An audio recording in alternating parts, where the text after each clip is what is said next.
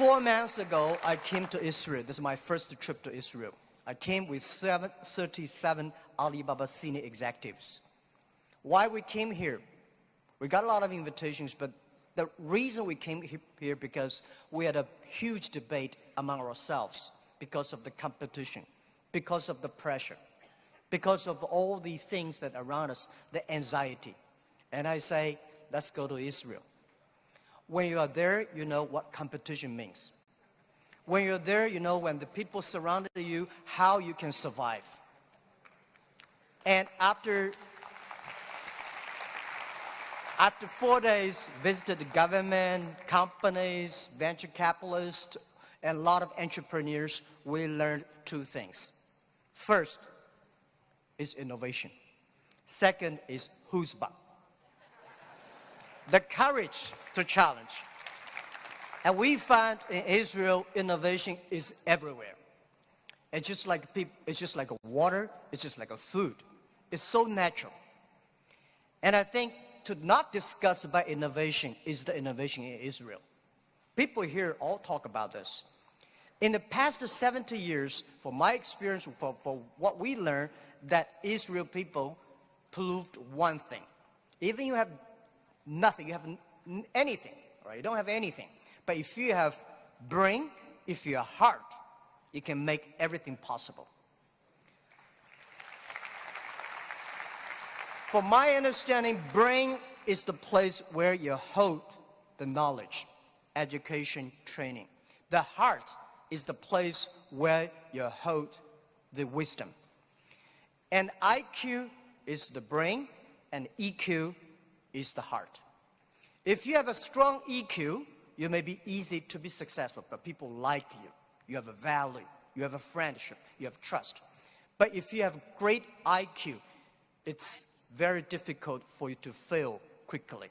A lot of people easy to get success, but losing very quickly. That's because they don't have enough IQ.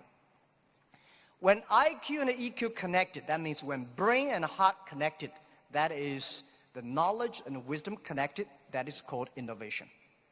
And I believe that if you want to be successful, you should have the good EQ. If you don't want to fail quickly, you should have IQ. But if you want to be respected, you should have LQ, the Q of love. And Israel has all these things. Israel has the best education systems. I had a wonderful discussion with the Minister of Education. I learned a lot. And I think this is the treasure.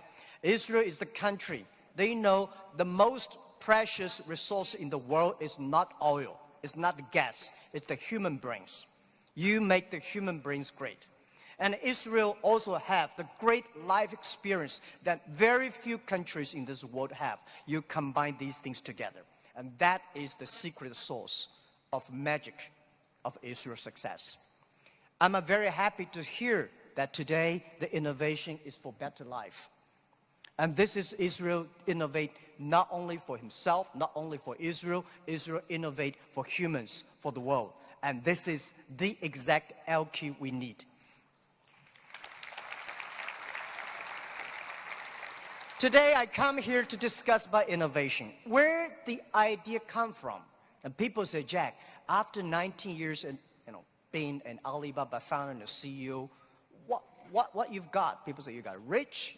I think the wealth I've got is that I've known and seen, met so many great people in the world. I remember one story. After Second World War, a grandson asked grandfather, Grandfather, you joined the war. So are you a hero in the war? The grandfather said, no, I'm not the hero, but I have the honor to work with and fight together with all the heroes. I'm lucky enough in the past 19 years, I have the honor to meet so many great leaders and make so many great entrepreneurs, innovators. I think from them, I have the honor. This is my wealth, and I want to share with you. Most of innovations, not because they want to, because they were forced to. Israel, there's no water, no oil, no resources. And most people innovate for success. And I find Israel people innovate for survive. You don't have diamond, but you have the biggest diamond exchange in the world. And you don't make cars, but you have the best car technology in the world. You don't have water. And first time, 4 months, I heard that you are one of the biggest export of vegetables and fruits to the Europe. And you don't have water. That's amazing. And the other thing is that Alibaba, people say, Jack, you are amazing. How could you make such a huge investment in 9 years ago to develop cloud computing? And you know nothing about technology. That is true. I know nothing about technology. I'm scared of technology. So I was the first the product tester of my company, because I said, if I can use it, 80% of people can use it. If I cannot use it, 80% don't want to use it. So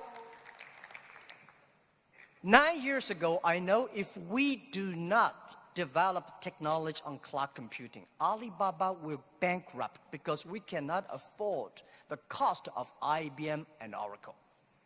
The cost of using this IT so too expensive for us. So we have to innovate. We have to design a technology that is simple enough.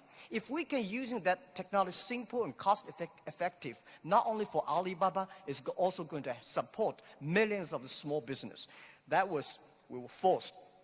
And the other thing is that, we have 11/11. November 11 is the largest shopping day of China. Last year, for the first minute of November 11, we had 80 million people came in for the first second. With that good technology, our company will bankrupt immediately. We sold more than $24 billion last year for one day. This year, we don't know how much we will sell for one night. It's the technology behind it. So we were forced to do that. And today, a lot of people say, oh, young people have no opportunities. I think that thing I've heard for 40 years. When I was young, I hated Bill Gates, because I think Microsoft take all the opportunity. IBM, Oracle, they take all the opportunity. But later I found, when people start to complain, that is the opportunity. Most people keep on complaining. If you can solve the complaining, if you solve the problems, and that is the opportunity. Innovation is the way to solve anxiety, worries, unsatisfaction.